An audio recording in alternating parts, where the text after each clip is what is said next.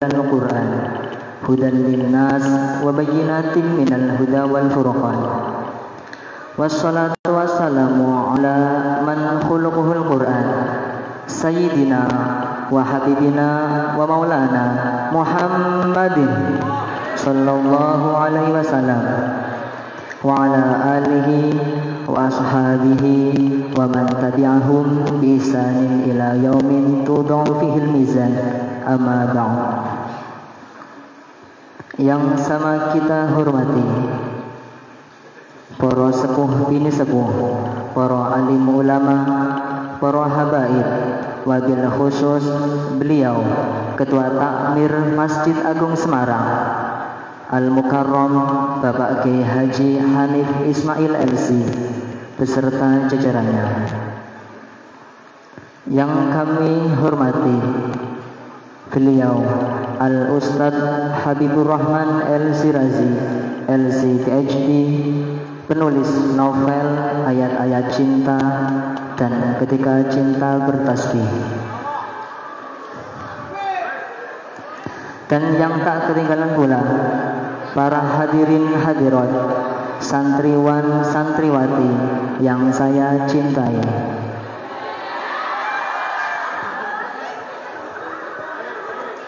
Puji syukur, marilah selalu senantiasa kita panjatkan kehadirat ilahi Rabbi Allah Subhanahu wa Ta'ala, Tuhan yang Maha Kuasa, Tuhan yang Maha Esa. Atas rahmat dan hidayahnya kita bisa hadir di majlis yang sangat-sangat mulia, majlis dalam rangka pengajian akbar peringatan Nuzul Quran 1442 Hijriah yang diselenggarakan oleh pengurus Takmir Masjid Agung Semarang yang bertepatan pada hari Rabu tanggal 28 April 2021 ataupun bertepatan dengan tanggal 17 Ramadan 1442 Hijriah.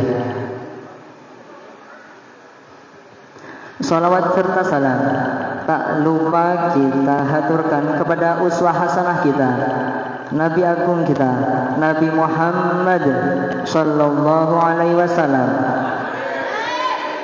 Semoga kita yang hadir dalam majelis ini tergolong umatnya dan insyaallah mendapatkan syafaatnya di yaumil akhirah kelak nanti. Amin Allahumma amin. Pada malam yang sangat mulia ini, izinkan saya membacakan susunan acara dalam rangka pengajian akbar peringatan Nuzulul Quran 1442 Hijriah sebagai berikut. Acara yang pertama yaitu pembukaan. Acara kedua pembacaan tilawatil Quran. Acara yang ketiga sambutan Ketua Takmir Masjid Agung Semarang. Dan acara yang keempat tausiah dan diiringi dengan doa penutup. Sebelum beranjak lebih jauh, serasa kurang lengkap apabila acara pada malam hari ini belum kita buka dengan bacaan Ummul Quran. Ala hadhihi niyah wa ala kulli sholihah bi barakati suratil Fatihah. A'udzu billahi minasyaitonir rajim. Bismillahirrahmanirrahim. Alhamdulillahirabbil alamin arrahmanir rahim maliki yaumiddin. Iyyaka na'budu wa iyyaka nasta'in ihdinas siratal mustaqim siratal ladzina an'amta 'alaihim ghairil maghdubi 'alaihim waladdallin. Amin. Semoga dengan bacaan surat Al-Fatihah yang telah kita baca, acara pada malam hari ini dilancarkan dan diridai Allah Subhanahu wa Ta'ala. Acara yang kedua yaitu pembacaan tilawatil Quran. Pada malam hari ini yang akan dibacakan oleh beliau Al-Ustadz Husain. Kepada beliau kami persilahkan.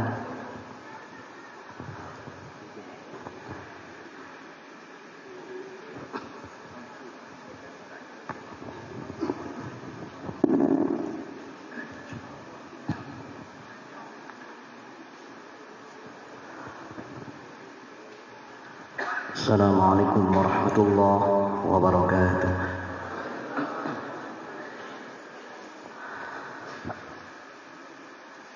أعوذ بالله من الشيطان الرجيم.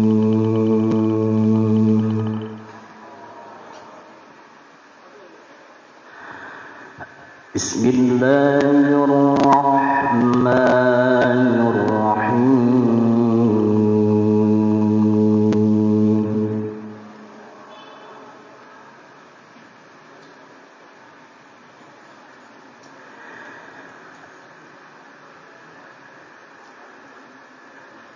إن هذا القرآن يهدي للتي هي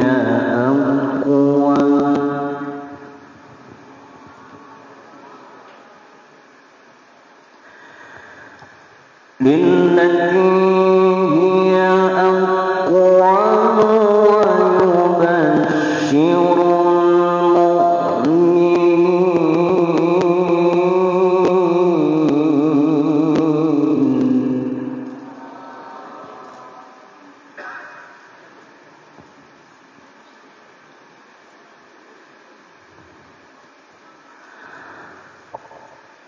ويبشر المؤمنين الذين يعملون الصالحات أن لهم أجرا كبيرا.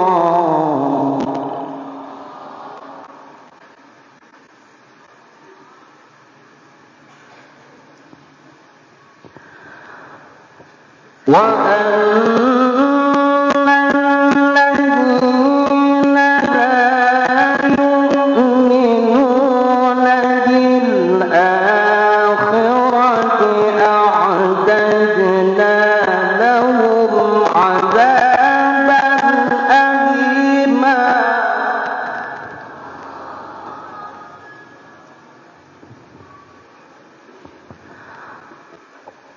وكان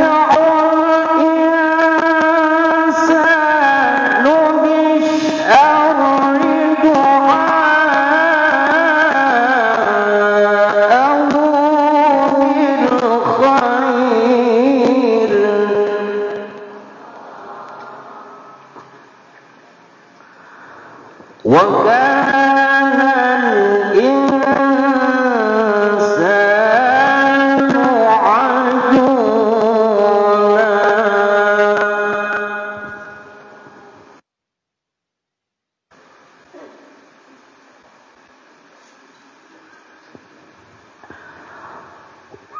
وجعلنا الليل والنهار آيتين فمحونا آية الليل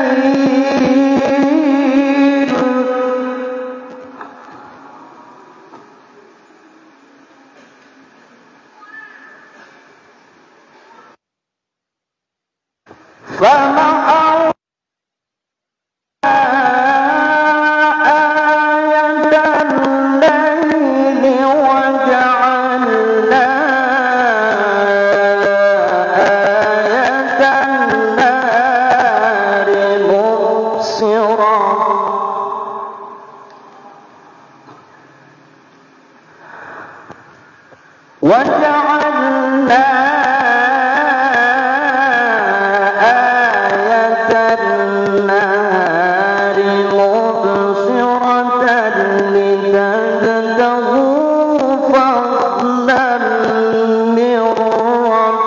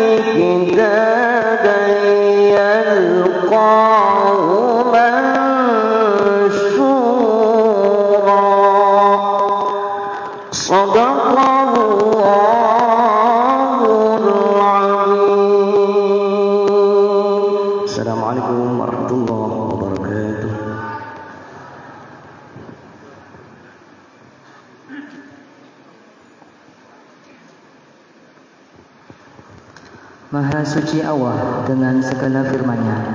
Semoga dengan bacaan tilawah Quran tadi kita termasuk orang-orang yang selalu mendapatkan petunjuk dari Allah Subhanahu wa taala.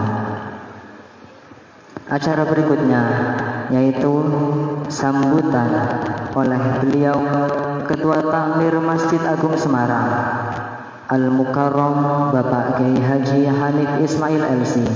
Kepada beliau kami persilahkan.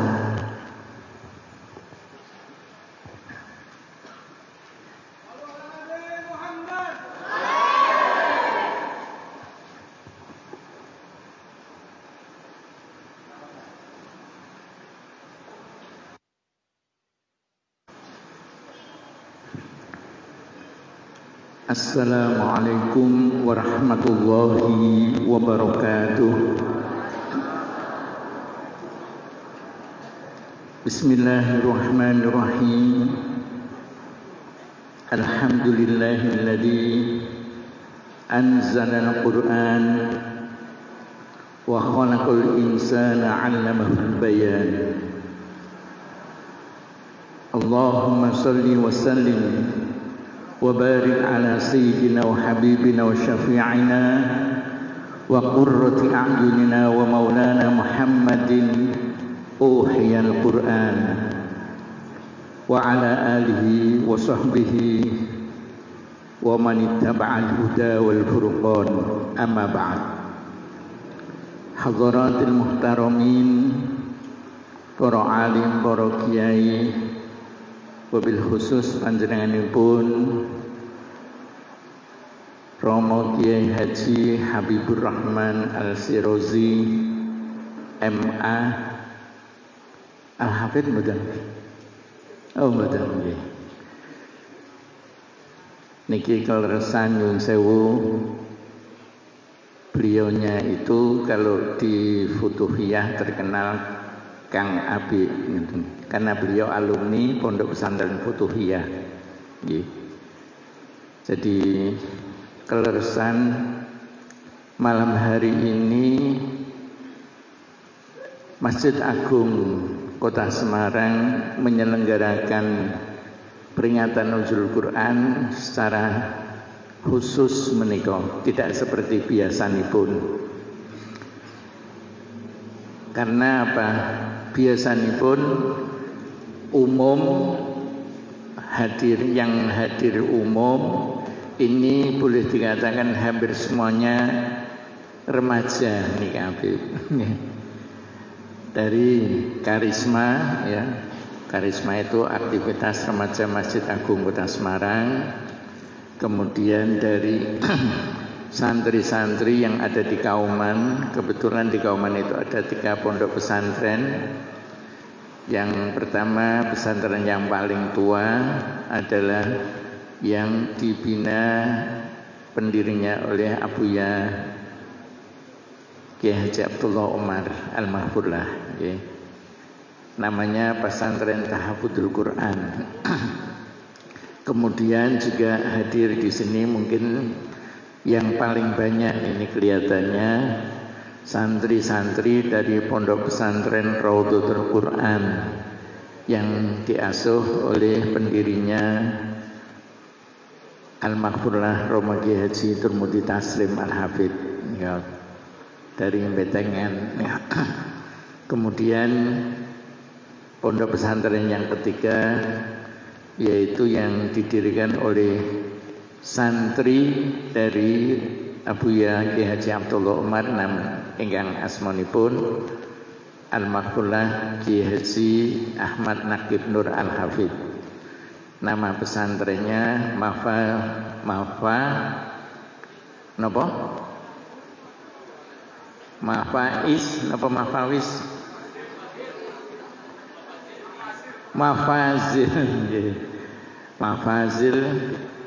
Matlab Mafaizul Quran. Mbuh lali aku jenenge. Nggih. Marake jenenge meh padha MMT ngene lho. Jadi MMT kerepesen MMT terus disingkat MMQ jadi meh padha. Itu yang secara khusus Makanya Yun Sewu sekaligus untuk meramaikan malam 17 Ramadan ini, kita mengundang juga secara khusus. Beliau adalah Romo Kiai Haji Habibur Rahman Al-Sirazi. Aslinya sebenarnya dari Semarang, cuman sekarang sudah tinggal di Salatiga. Beliau mungkin lebih dikenal sebagai sastrawan, sehingga kadang-kadang lebih dikenal sastrawannya daripada kekiaiannya. Beliau menulis banyak tulisan, ya. Yang paling fenomenal adalah ayat-ayat apa? Wah, angger cinta ngono kok semangat. Juga ketika cinta bertasbih. Menika sekitar pengenalan kepada beliau, santri-santri yang belum kenal atau remaja-remaja masjid yang belum kenal. Beliau adalah alumni Pondok Pesantren Futuhiyah Meranggen.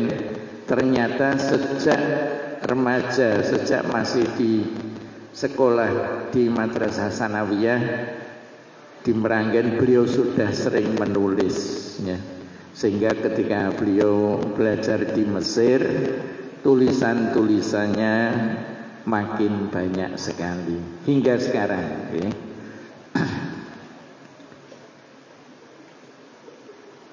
Salawat salam mudah-mudahan senantiasa dilimpahkan kepada junjungan kita Nabi besar Muhammad sallallahu alaihi wasallam, yang kita harapkan syafaatnya kelak di yaumil qiyamah, dan juga syafaat Al-Quran yang insya Allah akan menyelamatkan kita dari api neraka.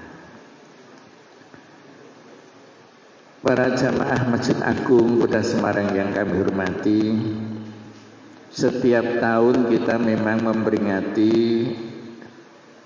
Nuzulul Quran, turunnya Al-Quran.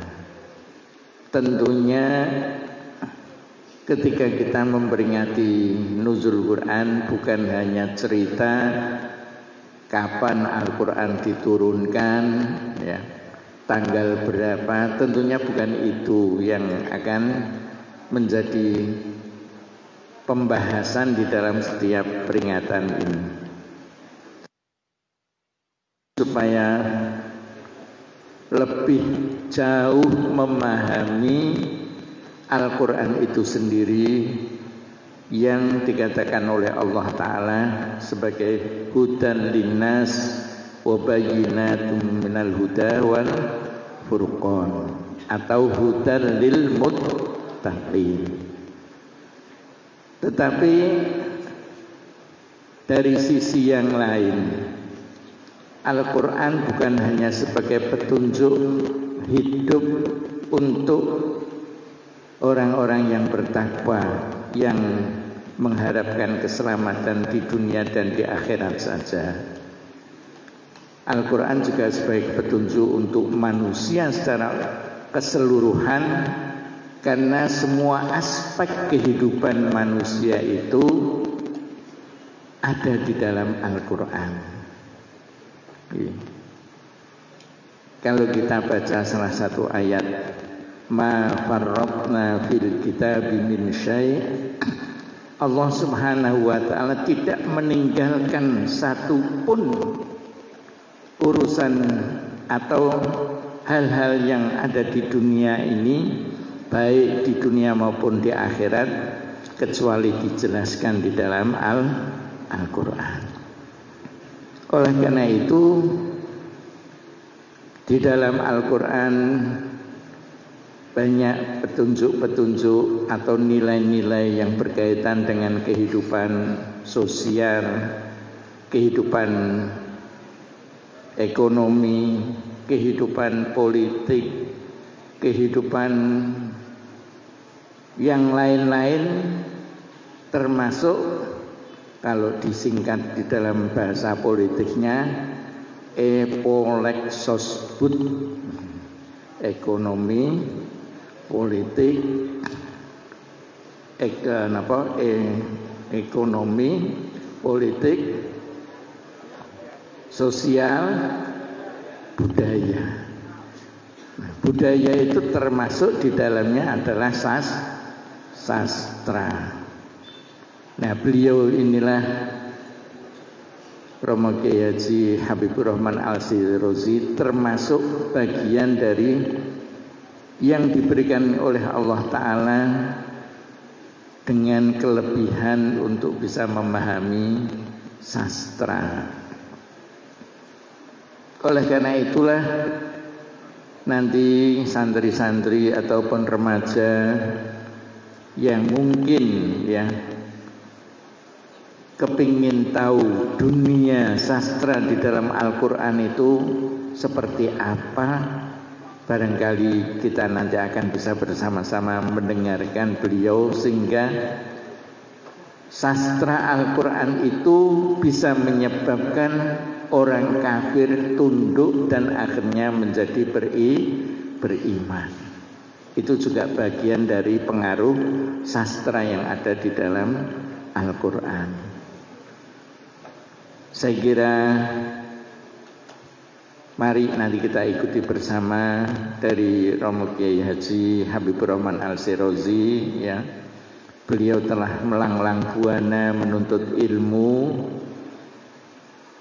mulai dari Semarang ke Meranggen, ke Solo, sampai ke Mesir, sampai mungkin kemana-mana lagi. Wallah alam saya belum tahu persis ya. Ini juga bisa kita jadikan teladan untuk diri kita, khususnya para remaja.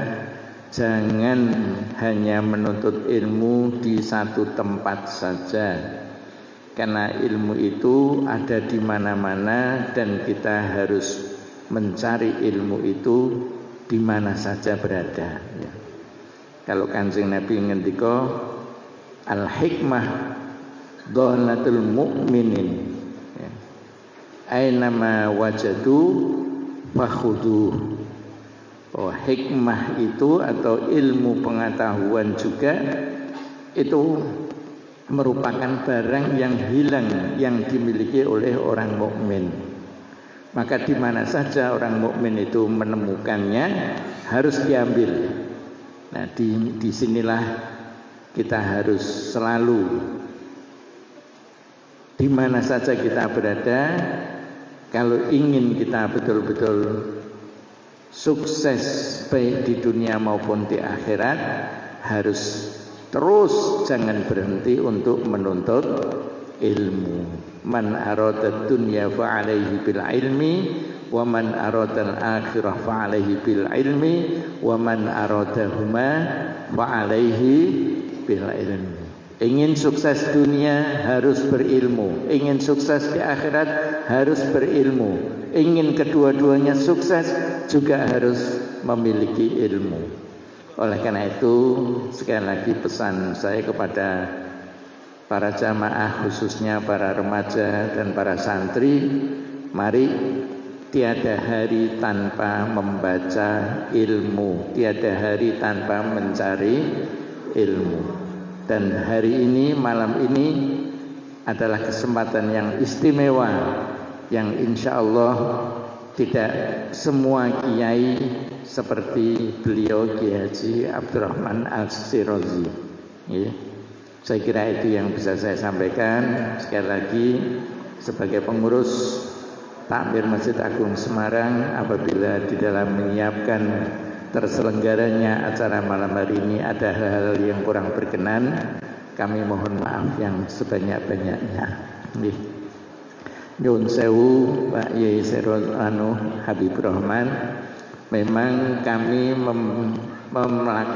melakukan protokol kesehatan secara ketat, nggih. Semua yang hadir di sini harus pakai masker, nggih. Jaga jarak. Tapi kami mohon khusus untuk Pak Yai Abdurrahman Habibur Rahman Al-Shirazi ketika nanti menyampaikan maskernya dibuka mboten napa-napa nggih. Kersane kenal semuanya. Setuju mboten? Ya ngapunten karena barangkali belum tahu buku-bukunya tapi belum tahu piyantunipun supaya kenal di sini lebih akrab sehingga barangkali nanti suatu ketika ketemu di jalan atau bisa mengundang lagi sudah tahu orangnya. Demikian apa yang bisa saya sampaikan. Sekali lagi wallahu muwaffiq ila aqwamit thoriq. Wassalamualaikum warahmatullahi wabarakatuh. Waalaikumsalam warahmatullahi wabarakatuh. Terima kasih atas sambutannya kepada Al-Mukarram Bapak Kiai Haji Hanif Ismail LC.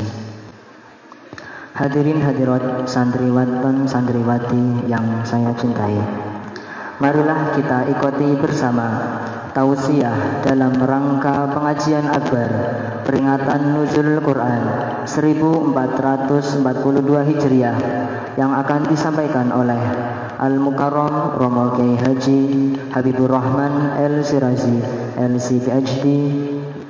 Beliau merupakan sastrawan sekaligus alumni Universitas Al-Azhar Kairo Mesir dan penulis novel Ayat-Ayat Cinta dan Ketika Cinta Bertasbih, dan masih banyak karya lainnya yang tidak bisa saya sebutkan satu persatu. Kepada beliau Al-Mukarram Kiai Haji Habibur Rahman Al-Shirazi LC PhD kami persilahkan. Allahumma shalli ala sayyidina Muhammad.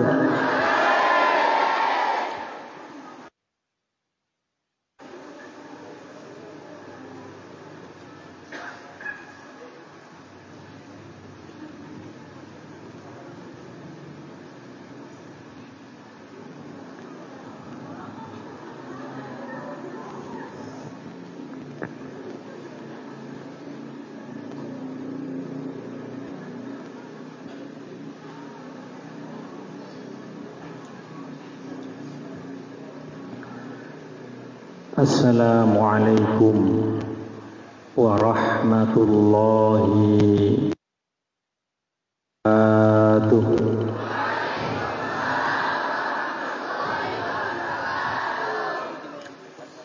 A'udzu billahi minasy syaithanir rajim. Bismillahirrahmanirrahim. Alhamdulillahilladzi anzalal Qur'an hudan linnasi wa bayyinatin minal huda wal furqan. Wassalatu wassalamu ala sayyidil anam sayyidina wa habibina wa maulana Muhammad sallallahu alaihi wasallama alladzi kana khuluquhul Qur'an wa ala alihi wa ashabihi wa man sara ala nahjihi ila yaumiz ziham. Amma ba'd. Hadratal kiram, para alim, para ulama, para kiai, para masyayikh, para habaib, wa fil khusus Syekhona Al-Karim Al-Aziz Romo Kiai Haji Hanif Ismail, kita doakan beliau selalu dijaga kesehatannya oleh Allah Subhanahu wa ta'ala, dijaga oleh Allah, diberi taufik sehingga kita mendapatkan terus bimbingan beliau, dan juga seluruh takmir Masjid Agung semuanya yang juga semoga selalu dijaga kesehatannya oleh Allah Subhanahu wa ta'ala, seluruh panitia dan seluruh jamaah, adik-adikku semuanya, para remaja yang saya doakan juga semuanya diberi kesehatan dan semua diberi ilmu yang bermanfaat oleh Allah Subhanahu wa ta'ala. Amin, amin ya rabbal alamin. Marilah kita senantiasa bersyukur kepada Allah Subhanahu wa ta'ala atas segala nikmat yang Allah limpahkan kepada kita semuanya. Meskipun saat ini kita masih dalam kondisi prihatin pandemi COVID-19, kita merasakan bahwa nikmatnya Allah tidak pernah berhenti sampai kepada kita semuanya. Termasuk yang paling agung tentu nikmat iman, Islam, nikmat bulan suci Ramadan. Dan sekarang yang kita sedang peringati bersama adalah nikmatul Quran, nikmatnya Al-Quran.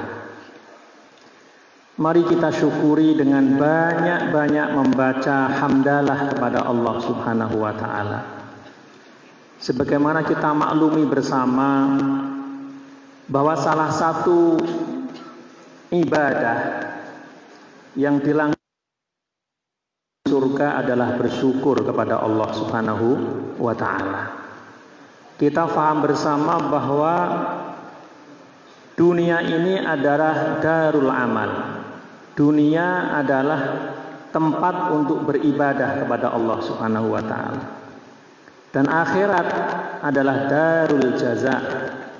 Akhirat adalah tempat menerima segala ganjaran dari Allah Subhanahu wa taala. Jadi sungguhnya di akhirat tidak ada lagi ibadah.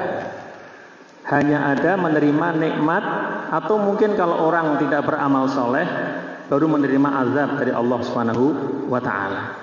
Tetapi yang menarik kalau kita membaca Al-Qur'an pelan-pelan, kita akan menemukan ternyata para penghuni surga, ya, ketika masuk ke dalam surga, penghuni surga mengatakan alhamdulillahilladzi hadana li hadza wa ma kunna linahtadiya laula an hadanallah. Artinya apa? Bahwa bersyukur kepada Allah itu tetap dilanggengkan oleh para penghuni surga. Dan bersyukur kepada Allah, para ulama sepakat itu bagian dari ibadah kepada Allah. Mari kita terus bersyukur kepada Allah Subhanahu wa taala. Termasuk kita bersyukur memiliki negeri Republik Indonesia ini. Ketika orang bertanya kepada saya suatu ketika, dan alhamdulillah ya, sempat melihat beberapa negara selain Indonesia. 7 tahun Allah berikan nikmat untuk bisa belajar di Mesir, melihat tempat kelahiran Rasulullah, melihat beberapa negara di Timur Tengah, melihat Turki, melihat Jepang, melihat Amerika, melihat Australia, melihat Eropa. Ketika saya ditanya, seandainya kamu boleh memilih tempat untuk mana yang kamu pilih? Mana yang kamu pilih? Dengan jujur saya menjawab, Indonesia. Indonesia. Kita hidup di Indonesia itu nikmat. Cuma kadang-kadang karena tiap hari, kadang-kadang kan orang nggak merasa itu nikmat. Padahal kalau orang kemudian membandingkan, saya pernah suatu ketika ke Sapporo. Sapporo itu kota di sebelah utara Jepang. Sampai di sana benar-benar pas dingin-dinginnya. Saya itu bareng sama istri. Sampai di sana istri saya kedinginan sampai mau sakit, jalan aja susah. Karena apa? Minus. Di tempat-tempat yang dingin, kadang-kadang karena kita hidup di tanah air kita, di tempat yang melihat film mungkin ya dari Eropa gitu, ada salju, kayaknya kok enak banget ya hidup dengan salju ya. Salju turun, nek perlu nggawa gelas kayak sirup kan gitu kan. Jadi enak gitu, kayaknya itu indah gitu. Ya saya harus ngakuin memang benar ketika salju turun itu, ya itu juga rahmat dari Allah Subhanahu wa taala. Itu indah. Dan kemudian ketika semua udah putih semua, memang pemandangan yang juga luar biasa. Tetapi jujur itu tuh terasa nikmat hanya 1 hari, 2 hari, 3 hari. Setelah 4 hari ke sana, tiap hari dingin, Wah.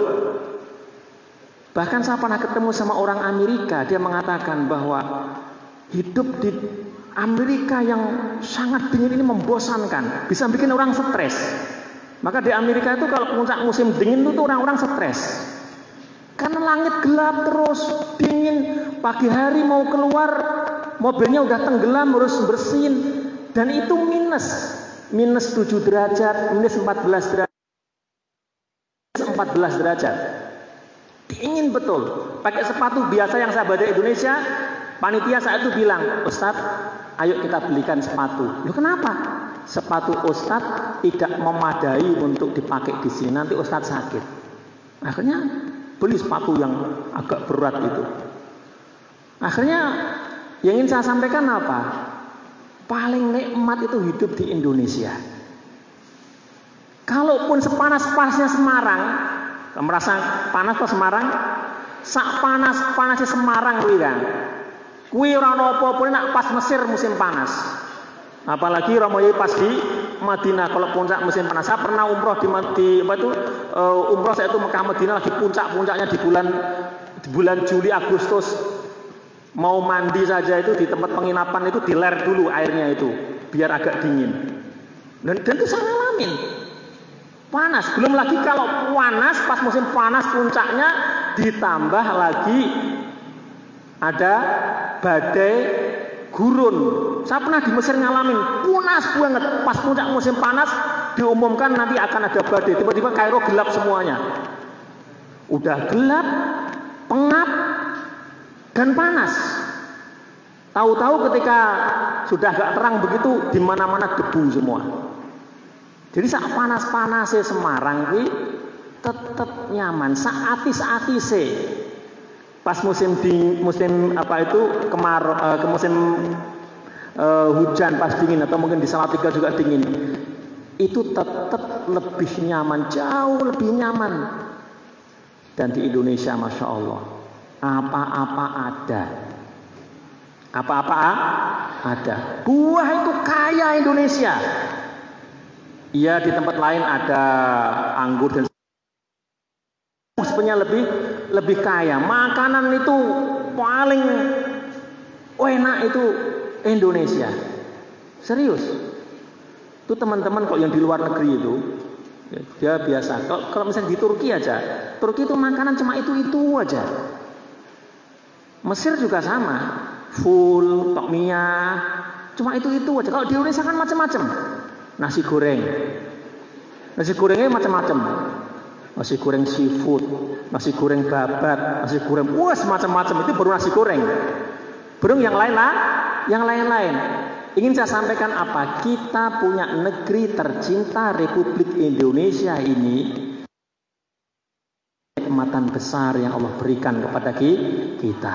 Maka mari kita rawat bersama. Kita rawat bersama. Di antaranya adalah dengan berusaha untuk selalu dekat dengan Allah Subhanahu wa ta'ala. Itu bagian dari kita mensyukuri nikmat Allah. Kita diberi air, diberi tanah, bisa rukuk dan sujud dengan nyaman, bisa ibadah dengan nyaman di bumi yang namanya Indonesia. Termasuk nikmat Al-Quran. Ini nuzulul Quran. Saya ingin cerita sama adik-adikku semuanya ini. Kita punya Al-Quran 30 juz yang bisa kita lihat ini. Kita lihat, bisa kita baca, di mana-mana bisa kita beli. Bahkan kalau misalnya sudah lama kita baca kemudian perlu baru lagi bisa kita beli lagi. Itu kenikmatan yang luar biasa dan kita mau baca kapan saja, nggak ada yang melarang. Kemudian kalau masih belum fasih mau belajar di mana saja ada, tinggal mau apa tidak. Di masjid ini saya menjadi saksi waktu kecil saya diajak kakek saya untuk selalu ikut semaan Quran sama Hadratus Syekh Abdullah Umar. Ini dulu saya merasa biasa saja. Tetapi suatu ketika Allah berikan saya kesempatan untuk ikut mukhayyam alam Islami, perkemahan dunia Islam. Satu di Kotanya di kota Ismailiyah di Mesir. Saya dipilih bersama dengan 3 orang teman dari Indonesia untuk mewakili Indonesia saat itu. Saya satu kamar dengan anak-anak dari Rusia dan anak-anak dari Asia Tengah. Yang kemudian di luar itu juga nanti kemudian menjadi teman yang akrab. Baru ketika itu saya mendapatkan satu cerita yang ternyata kita ini di Indonesia punya nikmat yang luar biasa. Nikmat bisa membaca Al-Quran dengan sangat nyaman. Teman satu cerita, dia mengatakan, saya menemukan Al-Quran 30 juz itu ketika saya dapat beasiswa kuliah di Mesir. Barulah di Mesir saya ketemu Al-Quran 30 juz. Dan dia cerita, begitu saya ketemu 30 juz, saya langsung nangis, saya ciumi Al-Quran itu. Terus saya tanya, kenapa kok bisa begitu? Dia menjawab, dulu saya ketika masih kecil, saat itu negara saya, daerah saya masih dalam jajahan Uni Soviet. Kemudian kan tahun 90 kan runtuh. Ketika tahun 90 runtuh, saya ke Mesir tahun 95. Tahun 90 runtuh, maka muncul negara-negara baru yang merdeka dari bekas-bekas jajahan Uni Soviet. Ada Uzbekistan, Kazakhstan, Tajikistan, banyak negara-negara itu.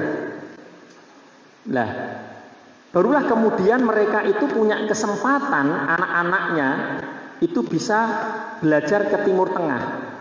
Yang kemudian negara-negara Timur Tengah memang punya beasiswa khusus untuk mereka dari negara-negara yang bekas negara komunis Uni Soviet ini, termasuk di Mesir. Saya masih ingat, itu zakat saat itu orang Indonesia nggak dikasih lagi beasiswanya dialihkan untuk anak-anak dari Asia Tengah. Dan dia cerita, saya dulu sebelum kesini, ketika kami masih dalam jajahan Uni Soviet, itu kita sholat nggak boleh,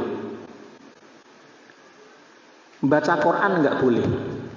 Kalau ketahuan bisa digantung. Akhirnya ayah saya itu dulu juga belajar Al-Quran itu pada kakek saya sembunyi-sembunyi. Ayah saya itu punya beberapa saudara, karena kakek itu cuma punya satu Al-Quran. Kemudian Al-Quran itu dibelah, dikasihkan yang mungkin Pak D-nya. Kemudian setelah itu kita nggak tahu apakah Pak D itu masih membaca Al-Quran, apakah dia masih Muslim atau tidak, kita nggak berani menanyakan. Ayah kemudian hanya mengajari kami sekeluarga saja, dia nggak berani, tetangga aja nggak tahu. Bahkan dia cerita, kami diajari untuk membaca Al-Quran itu menunggu bulan purnama. Karena khawatir sekali kalau ada orang yang tahu. Kalau tahu, nyawa kami sekeluarga ancamannya. Ketika bulan purnama, mau tanggal 14 sama 15 begitu, itu kita udah tahu bahwa itu saatnya kita belajar Al-Quran. Maka ayah menyiapkan segalanya untuk camping. Jadi pamit ke tetangga kemana-mana itu kita camping. Camping kemana? Kita pergi ke gunung atau ke hutan sana. Di gunung dan di hutan, di tengah gunung dan tengah hutan itulah di tengah malam, diterangi bulan purnama, kami belajar membaca Al-Quran pada ayah saya. Dan ayah saya cerita, karena kami tahunya hanya beberapa juz saja yang kami baca. Ayah saya cerita, sebenarnya Al-Quran ini 30 juz. Yang ada pada kalian hanya beberapa juz. Kalau kalian bisa mendapatkan 30 juz, maka kalian menjadi orang yang paling beruntung. Lah kami tidak mungkin menanyakan siapa yang punya tetangga kami. Tidak mungkin. Bahkan kepada Pak D kami atau paman kami aja kita nggak berani menanyakan. Sebab kita nggak tahu apakah mereka itu masih bersama Al-Quran, bersama dengan, bahkan teman saya itu cerita, bahkan sebagian besar teman saya itu tahunya kalau sholat itu semuanya 4 rakaat. Karena tidak bisa seperti di masjid ini, di pesantren ini yang orang itu dengan detail bisa belajar. Ini cerita saya tidak meminjam telinga orang lain. Saya langsung dapat cerita langsung dari teman saya yang dari Asia Tengah. Terus makanya ketika saya kemudian dapat beasiswa sampai di Mesir, saya menemukan Al-Quran 30 juz, saya langsung menangis. Ini Al-Quran yang dulu kami damba-dambakan bisa mendapatkan 30 juz. Dan luar biasanya anak-anak dari Asia Tengah, Pak. Ketika dia cerita, ketika datang ke Mesir tuh nggak tahu apa-apa, kecuali bisa baca alif ba ta. Tapi begitu sampai di Mesir, kemudian dia belajar, setahun tuh udah ngomong kayak orang Mesir. Mungkin dia diberi kecerdasan kayak Imam Bukhari itu dari sana juga. Jadi cerdas. Langsung ngomongnya kayak orang Mesir gitu, cepat mereka itu. Dan kemudian luar biasa semangatnya ngapal Al-Quran itu. Itu mereka. Dan kemudian dia tanya ke saya, "Lah kalau kamu gimana? Pengalaman kamu dengan Al-Quran gimana?" Itu saya cerita. Saya belajar Al-Quran pertama kali kenal alif ba ta dari ibu saya. Kemudian saya belajar di surau di Langgar. Kemudian nanti ketika saya sudah lulus sekolah dasar, kemudian khataman, di itu ada perayaan, pakai kuda keliling kampung. Keliling kampung, merayakan. Bisa pulang apa itu keliling kampung pakai kuda. Itu langsung kemudian khataman disimak oleh orang sekampung. Doa khatmul Quran, dia nangis dia. Indah sekali, aku pengen yang bikin seperti itu besok di kampung saya. Pengen bikin seperti itu, padahal itu udah ada sejak zaman dahulu kala. Dan di sana kalau kita belajar sejarah ya, di Uzbekistan itu kan negeri tempat Imam Bukhari. Bukhara kan di sana negeri ulama-ulama semuanya. Adik-adikku semua yang dirahmati oleh Allah Subhanahu wa taala, bisa direndahkan oleh Allah Subhanahu wa taala. Sebelum saya lanjutkan, ini karena audionya tentang remaja, mau saya bacakan puisi mau? Romo Yai izin baca puisi Romo Yai. Saya bacakan puisi ya. Jadi puisi ini pernah saya bacakan di Las Vegas alaihi wasallam. Saya bacakan. Judulnya Al-Quran Bernyawa. Saya tulis. Kayaknya kalau baca puisi sambil duduk nggak enak. Saya berdiri ya.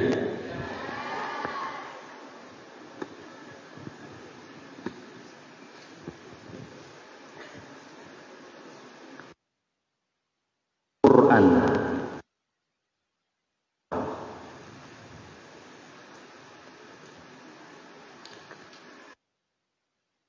Jabal Nur.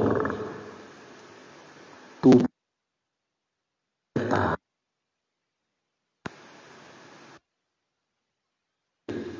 mendekapnya, tubuhnya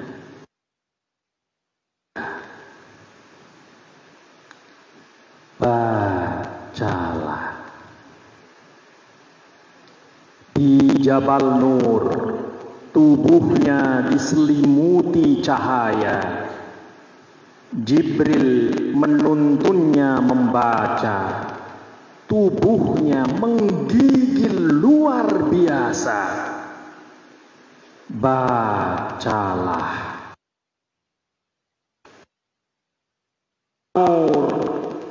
Dalam kepasrahan total bercahaya, Jibril menguatkan jiwanya.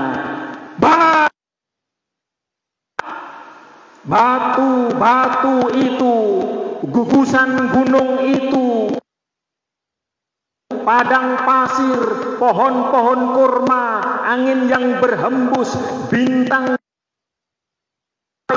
dan semua partikel, semua langit dan di bumi saat bahwa dia yang bercahaya itu, yang dituntun Jibril membaca cahaya itu, dia adalah utusan Allah.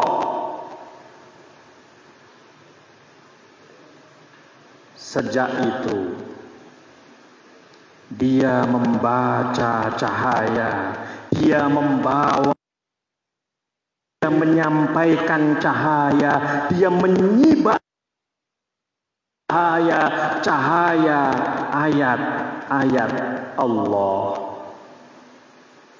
Cahaya itu ia potong-potong, ia bagi sama, ia takar dengan sempurna. Setiap potongan cahaya menjadi cahaya yang letakkan dan ia sebar dan di seluruh jazirah akan ke belahan timur seru.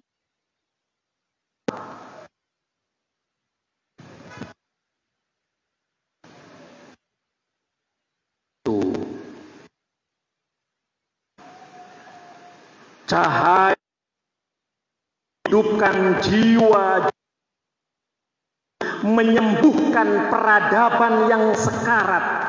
Lihatlah pengembara itu menyentuh dunia dengan cahaya yang disentuhnya menjadi bahagia. Bacalah dengan menyebut nama Tuhanmu yang menciptakan. Dia membaca ayat dalam nadinya. Dialah Al-Quran yang hidup dan bernyawa. Tumbang berhadapan dengannya, para haji mulia melebihi karena ikut.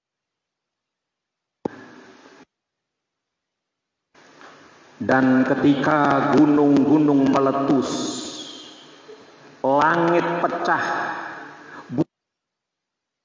bumi diselimuti api, semua sekarat dan mati. Jibril, Mikail, Israfil, Israel, dan semua yang bernama makhluk mati. Pada amal-amal ditimbang, tempat kembali telah ditentukan, surga.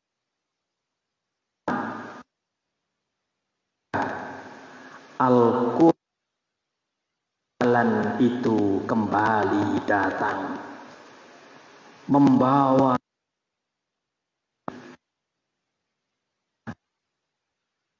aman, membawa syafaat untuk siapa saja yang bernaung dalam cahaya petunjuknya.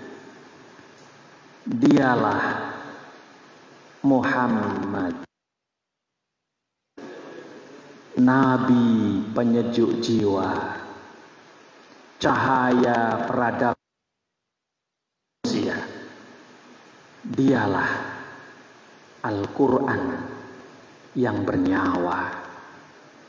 Untuknya kukirim sholawat dan cinta. Malaika ya Rasul salam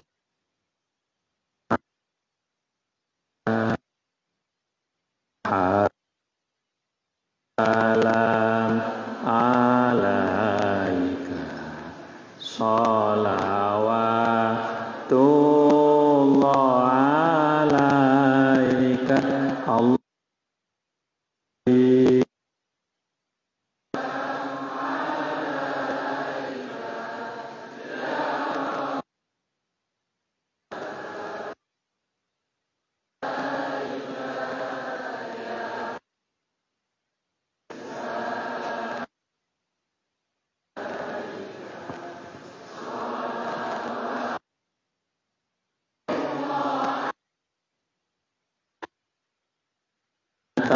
Syamsun an badr anta nurun fawqa nuri anta iksiru wa ghani anta misbahus suduri ya salam alaika ya Rasul salam alaika ya Habib salam alaika salawatullah alaika. Al-Quran diturunkan oleh Allah Subhanahu wa ta'ala oleh para ulama dalam kitab-kitab, terutama kitab-kitab ulumil Quran, dalam 3 fase.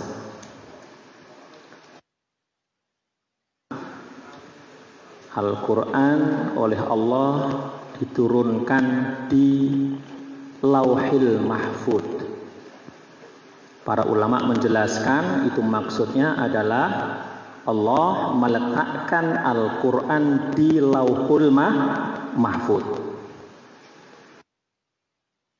Huwa Qur'anum Majid fi Lauhim Mahfud. Di Lauhil Mahfud ini memang ditulis semua hal yang akan terjadi yang sudah ditentukan oleh Allah Subhanahu wa ta'ala. Dan karena Al-Quran akan diturunkan kepada kekasihnya sebagai Nabi akhir zaman, tentu saja sudah ada di Lauhil Mahfud. Kemudian fase yang kedua, di Lauhil Mahfud ke Baitil Izzah fi sama'id dunya, di langit dunia. Tempatnya di mana? Yang tahu Allah Subhanahu wa ta'ala. Yang jelas kita mengimani karena disampaikan berita itu oleh Al-Quran. Itulah yang dikenal dengan Nuzulul Quran, turunnya Al-Quran pada malam Lailatul Qadar, yang tadi sudah disampaikan oleh Romo Yai yang menyampaikan kultum tadi, ya. Inna anzalnahu fi Lailatul Qadar, inna anzalnahu fi lailatin mubarakah. Itu adalah Al-Quran diturunkan jumlatan wahidatan, gelondongan 30 juz, enggak kurang enggak lebih, dari Lauhul Mahfud ke Baitul Izzah di langit dunia. Kemudian para ulama menjelaskan di antara hikmahnya Al-Quran diturunkan dari Lauhul Mahfud ke langit dunia jumlatan wahidatan, gelondongan 30 juz, yang kemudian akhirnya kita mengetahui bahwa Al-Quran beberapa kali turun. Hikmahnya apa? Pertama, menurut para ulama yang bisa kita baca dalam kitab-kitab mereka adalah litafkhimi sya'nil Quran walitafkhimi sya'ni man unzila alaihil Quran, untuk mengagungkan, tafkhim ay ta'dhim, mengagungkan Al-Quran itu sendiri, menunjukkan agungnya Al-Quran sampai seluruh penghuni langit harus tahu ini ada kitab yang luar biasa, Al-Quran oleh Allah Subhanahu wa taala. Ini akan diturunkan kepada kekasih mulia, yaitu Nabi Agung Muhammad sallallahu alaihi wasallam. Yang ketiga, diturunkan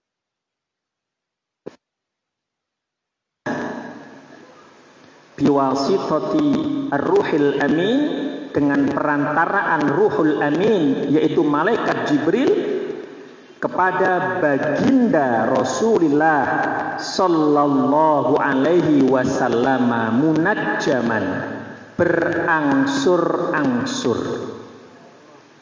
Dimulai dari surat Al-Alaq 1 sampai 5. Bismillahirrahmanirrahim. Iqra bismi rabbikal ladzi khalaq, khalaqal insana min 'alaq. Iqra wa rabbukal akram alladzi 'allama bil qalam, 'allamal insana ma lam ya'lam. Para ulama ada tentang kapan pertama kali baginda Rasulullah sallallahu alaihi wasallam menerima wahyu. Artinya kapan pertama kali Al-Quran diturunkan dari Baitul Izzah kepada Nabi terakhir, Nabi Agung Muhammad sallallahu alaihi wasallam. Sebagian berpendapat itu ada di 17 Ramadan. Di bulan suci Ramadan tanggal 17. Ada yang berpendapat di tanggal 18-nya. Syekh Syafi'ur Rahman Al-Mubarakfuri dalam Ar-Rahiq Al-Mahtum berpendapat di tanggal 20. Menurut beliau tanggal 20 Ramadan tahun itu adalah pas hari Senin. Sementara beliau menyampaikan ada hadis bahwa Rasulullah itu berpuasa hari Senin. Ketika ditanya kenapa berpuasa hari Senin, itu adalah hari di mana aku dilahirkan, hari di mana aku menerima ya kan? Maka beliau mengatakan itu ada di tanggal 20 di tanggal 20. Ada yang berpendapat awal. Enggak usah enggak pusing. Kali diturunkan kepada baginda Rasulullah sallallahu alaihi wasallam, itu diturunkan mayoritas ulama, jumhur ulama itu diturunkan di bulan suci Ramadan. Dalilnya syahrul Ramadan alladzi unzila fihil Qur'an hudan linnasi wa bayyinatin minal huda wal furqan. Al-Qur'an diturunkan gelondongan dari Lauhul Mahfuz ke Baitul Izzah di bulan suci Ramadan. Demikian pula Al-Quran diturunkan munajjaman pertama kali diturunkan kepada baginda Rasulullah juga di bulan suci Ramadan. Kita mengikuti ijtihad para ulama yang mengatakan tanggal 17 Ramadan. 17 Ramadan itu yang kita peringati ini adalah kita memperingati Al-Quran diturunkan kepada sallallahu alaihi wasallam. Kenapa Al-Quran diturunkan berangsur-angsur?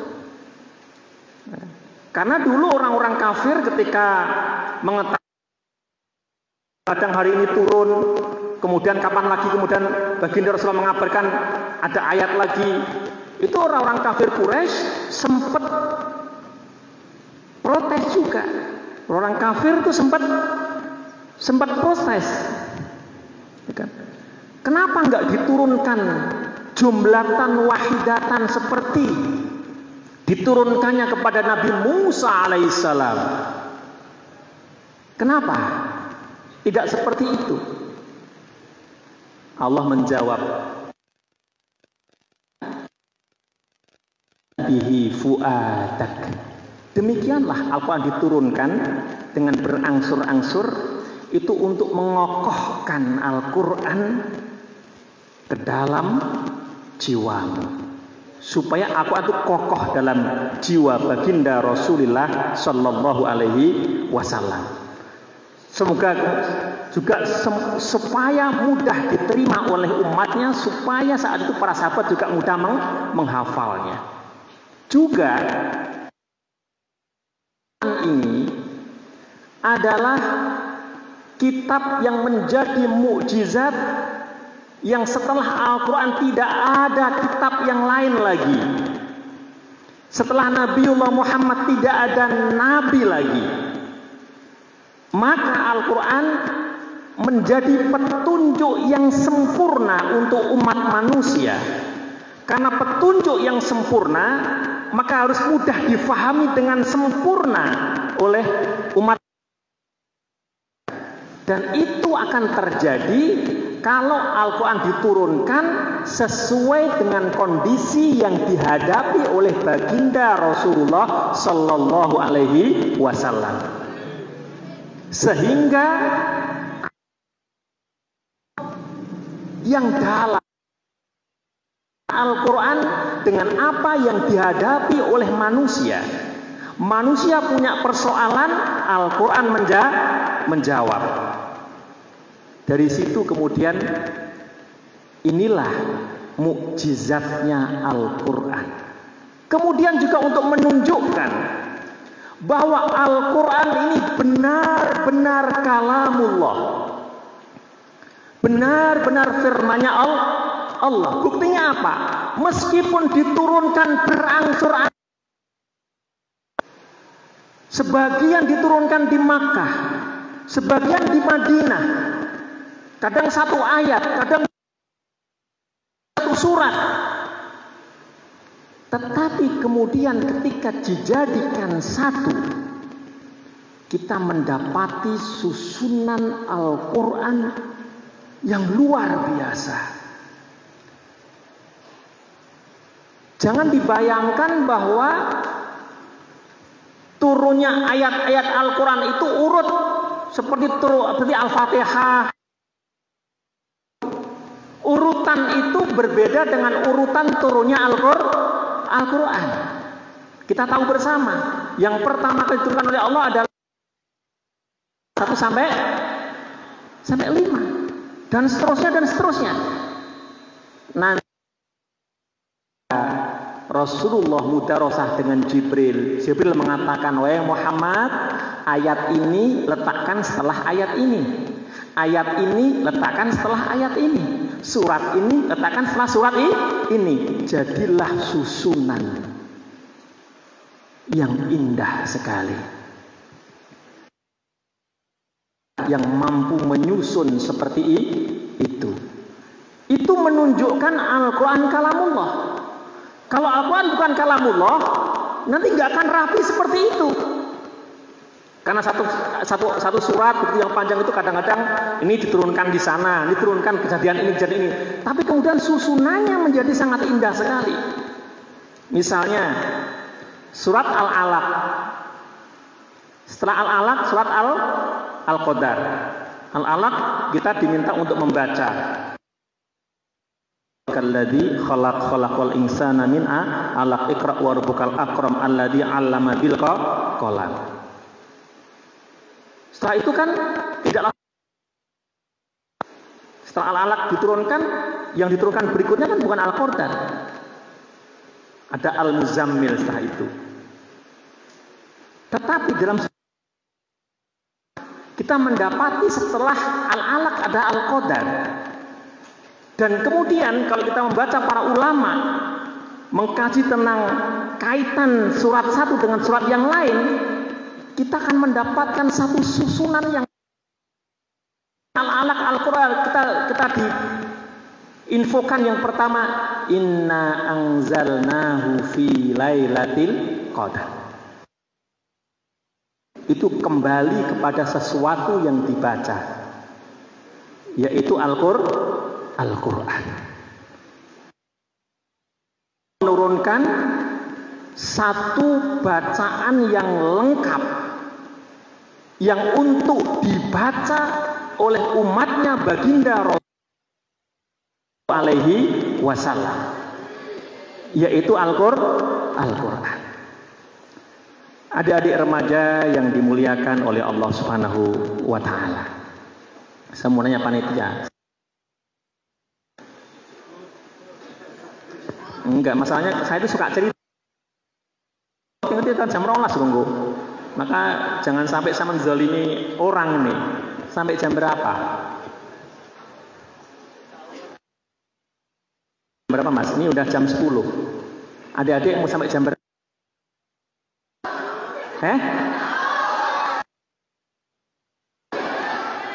Wah, kalau sampai sahur saya yang repot. Baik. Sudah memahami tentang Al-Quran. Sekarang izinkan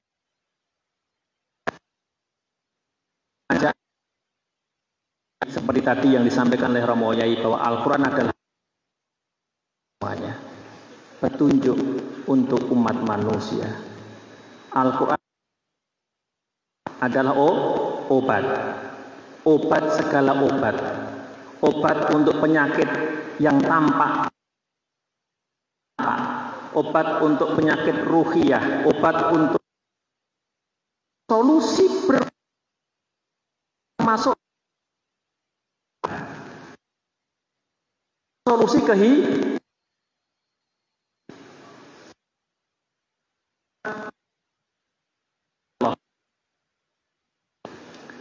Al-Quran memiliki pada semua makhluknya Allah Subhanahu wa ta'ala. Pada orang-orang kafir bahkan Al-Quran juga memiliki pengaruh. Abu Jahal dan teman-temannya seterang-terangan Abu Jahal dan teman-temannya itu meminta agar jangan mendengarkan Al-Quran. Sebab kalau kamu mendengarkan Al-Quran nanti kamu terhasut, kamu tersihir. Dan teman-temannya tidak bisa mengingkari tentang keindahan Al-Quran, tentang kedahsyatan Al-Quran. Mereka semuanya adalah orang-orang yang mengerti tentang balaghah, tentang keindahan tata bahasa Arab. Mereka tahu bahasanya seorang penyair. Meskipun mereka menuduh Muhammad seorang penyair, yang dibawa itu adalah syair, tetapi dalam hati mereka mengaku bukan syair. Dan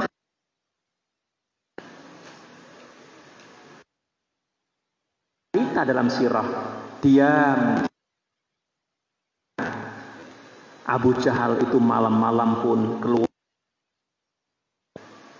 tengok kanan, tengok kiri ada orang apa tidak. Kemudian merunduk-runduk mendekati wasalam. Ketemu sama temannya yang lain yang melakukan hal yang sama. Kamu ngapain? Mau ke tempat rumahnya Muhammad ya? Iya. Mau dengerin Al-Quran ya? Iya. Akhirnya mereka tetap mendengarkan Al-Quran.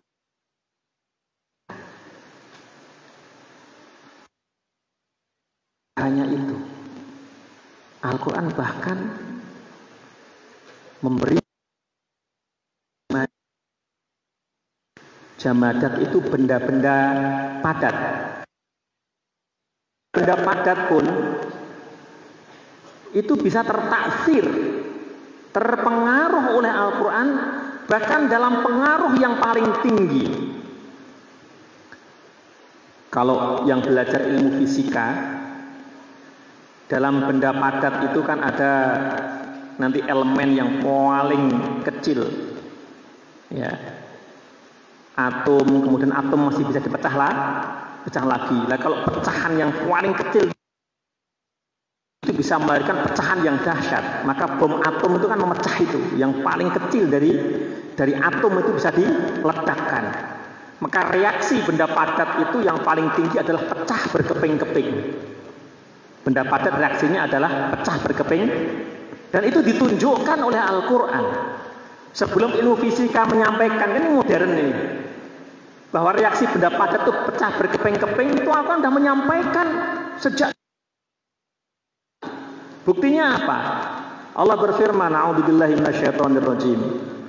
Lau anzalna hadzal qur'ana ala jabalin la ra'aitahu khashi'am mutasaddian min khasyatillah.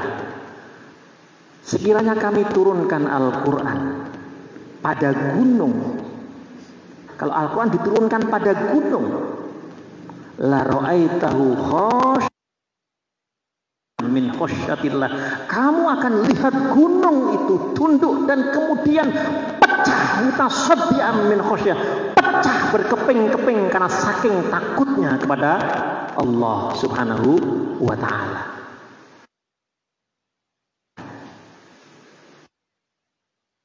Betul, pecah berkeping-keping karena takut wa taala. Al-Quran juga bisa memberikan takfir kepada makhluk yang namanya jin.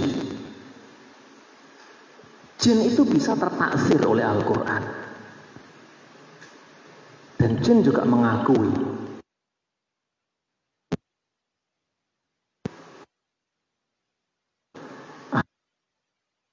akan dibaca di surat jin itu.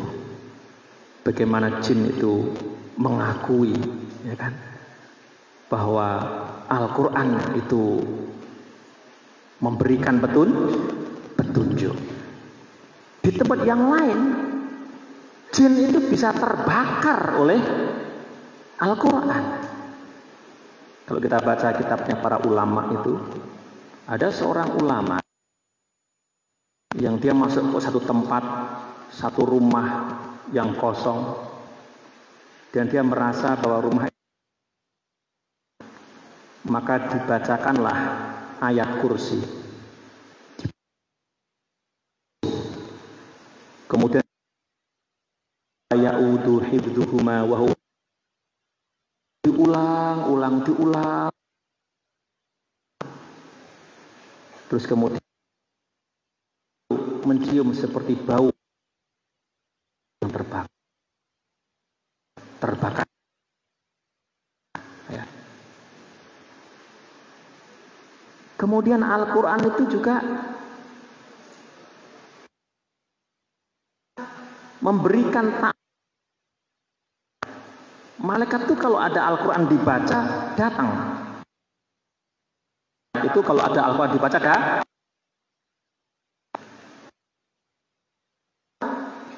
sahabat Nabi yang mulia yang namanya Sayyidina Usaid bin Hudayr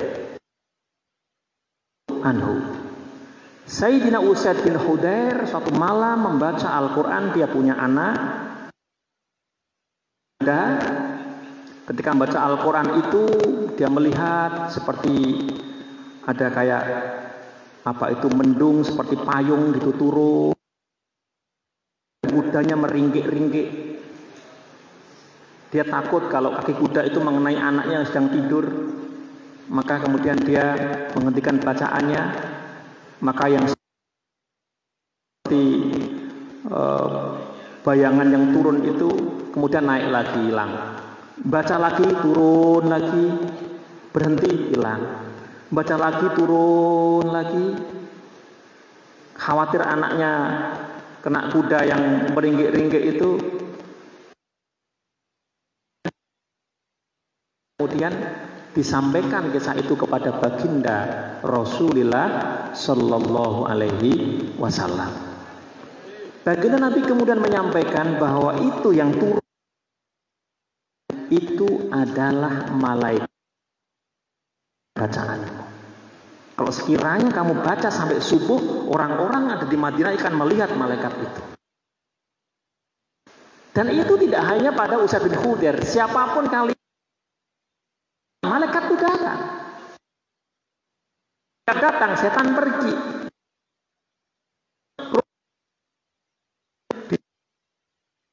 Quran, karena setan sama malaikat tuh nggak bisa kumpul. Setan lungo, baca Quran beres, kalau ngusir setan gampang. Baca Quran apa? Keting. Itu kita bahas dan suka. Yang ingin kemudian kita ambil ibrohnya apa? Kalau itu semuanya itu bisa tertaksir oleh Al-Quran, mestinya kita ini yang memang Al-Quran diturunkan kepada kita, mestinya kita ini lebih tertaksir dibandingkan gunung, dibandingkan itu semuanya. Pertanyaannya adalah, seberapa besar Al-Quran mempengaruhi hidup kita? Ini Al-Quran mempengaruhi hidup kita. Apakah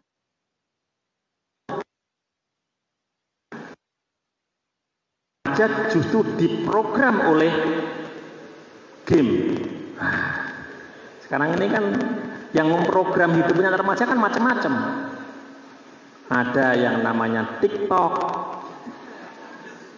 ada yang namanya YouTube, ada yang namanya Instagram, ada yang namanya Twitter. Itu yang memprogram hidup kita itu apakah Al-Quran ataukah TikTok tadi itu? Wah, kalau yang memprogram hidup kita sekarang itu TikTok, wah ini terjadi. Jadi TikTok dan konco-konconya itu jangan sampai yang memprogram hidup adik-adik remaja, jangan sampai. Dan game-game yang lainnya itu.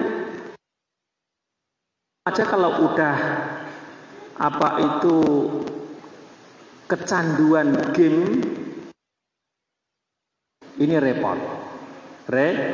Repot. Kecanduan Al-Quran itu berkah.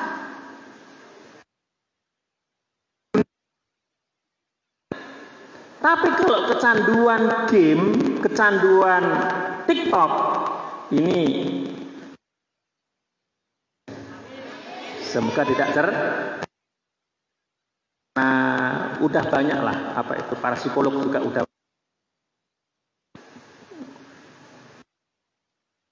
remaja yang kejang-kejang, kemudian sarafnya rusak, semuanya itu karena kecanduan game online. Sakit bila itu bisa di banyak tempat. Kemudian kajian-kajian psikologi yang kontemporer itu sudah mewarning masalah ini.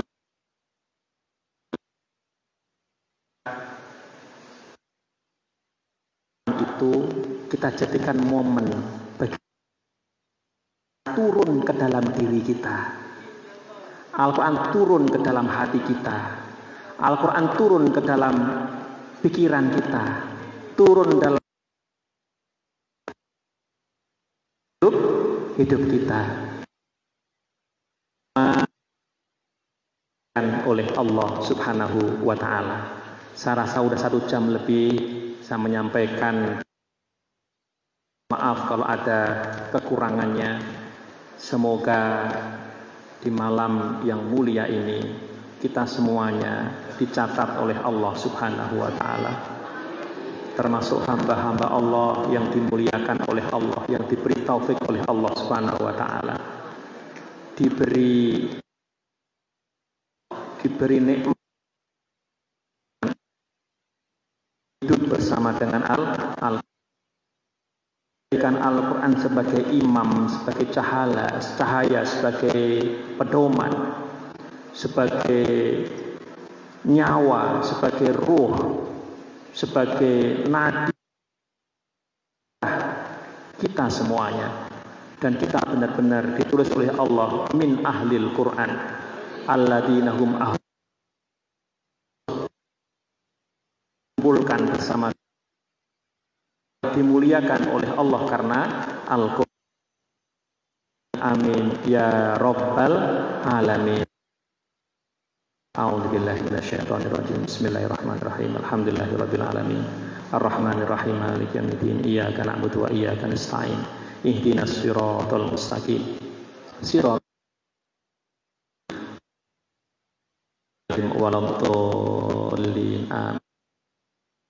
Saya sampaikan untuk doanya saya untuk apa itu doa ngalap barokahnya Romo Yai. Hadza wa astaghfirullah li wa lakum wallahul muwaffiq ila aqwamit thoriq.